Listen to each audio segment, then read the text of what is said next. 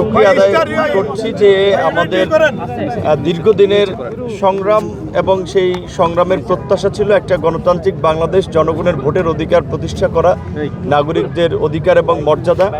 আজকে আমরা সেই বাংলাদেশের গণতান্ত্রিক যাত্রাপথে আনুষ্ঠানিকভাবে কার্যক্রম শুরু করেছি। আজকে মুক্তিযুদ্ধের শহীদদের প্রতি শ্রদ্ধা নিবেদন এবং বাংলাদেশের অবিসংবাদিত নেতা সাবেক রাষ্ট্রপতি জিয়াউর রহমানের এবং সাবেক প্রধানমন্ত্রী দেশনেত্রী বেগম খালেদা জিয়ার কবর জিয়ারত এবং শ্রদ্ধা নিবেদনের মধ্যে দিয়ে এটা ঠিক যে আমাদের বিশেষ করে আমরা যারা নতুন এমপি হয়েছি এবং মন্ত্রী প্রতিমন্ত্রীর দায়িত্বে আছি, অবশ্যই আমার ব্যক্তিগত উপলব্ধির জায়গা থেকে একটা মানে ভয় তো থাকবে। ভয়টা হচ্ছে যে এতদিন ধরে আমরা মানুষের অধিকারের জন্য আমরা রাজপথে কথা বলেছি, আন্দোলন সংগ্রাম করেছি, এখন তাদের অধিকার নিশ্চিত করার জন্য আমরা কাজ করছি, দায়িত্বে আছি। বিশেষ করে আমার যে দুটো মন্ত্রণালয়, শ্রম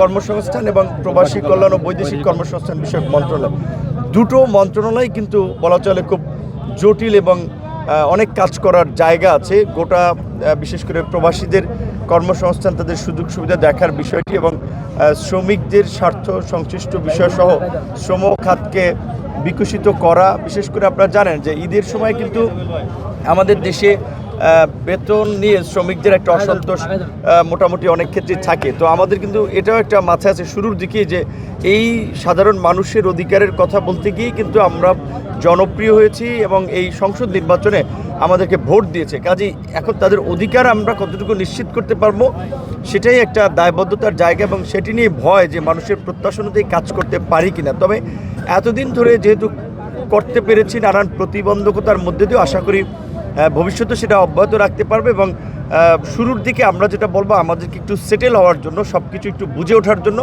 আমাদেরকে একটু সময় দিবেন এবং দীর্ঘদিন যেভাবে আমাদেরকে সহযোগিতা করেছেন ঠিক একইভাবে এই দায়িত্ব পালনেও আমাদেরকে সহযোগিতা করবেন। যেটা জনাব তারেক রহমান আমাদের মাননীয় প্রধানমন্ত্রী এবং আমাদের আন্দোলন সংগ্রামেও দেশের বাইরে থেকে নেতৃত্ব দিয়েছেন। দেশে আসার পরে দেখেছেন তার সমস্ত জায়গায় একটা স্লোগান, একটা বাক্য লেখা ছিল যে সবার আগে বাংলাদেশ। এটা ঠিক যে আমাদের দলমত থাকবে, কিন্তু সবার আগে আমাদের কাছে বাংলাদেশ এবং এই বাংলাদেশকে এগিয়ে নিতে হলে কিন্তু সবাইকেই মিলেমিশে কাজ করতে হবে, সমন্বয় করে কাজ করতে হবে। তো আজকে একটা এই পার্লামেন্টের আমি মনে করি বৈশিষ্ট্য হচ্ছে সরকারি দল, বিরোধী দল সবারই দেশের জনগণকে নিয়ে একটা দীর্ঘ সংগ্রাম ছিল, কাছাকাছি চিন্তাভাবনার। কাজেই সরকারি দল, বিরোধী দল, পাশাপাশি জনগণ যদি একটু ইতিবাচকভাবে আমাদেরকে হেল্প করে, সহযোগিতা করে, আমরা কিন্তু জনগণের প্রত্যাশা অনুযায়ী আগামীর বাংলাদেশকে সেভাবে ঢেলে সাজাতে পারবো, পুনর্গঠন করতে পারবো।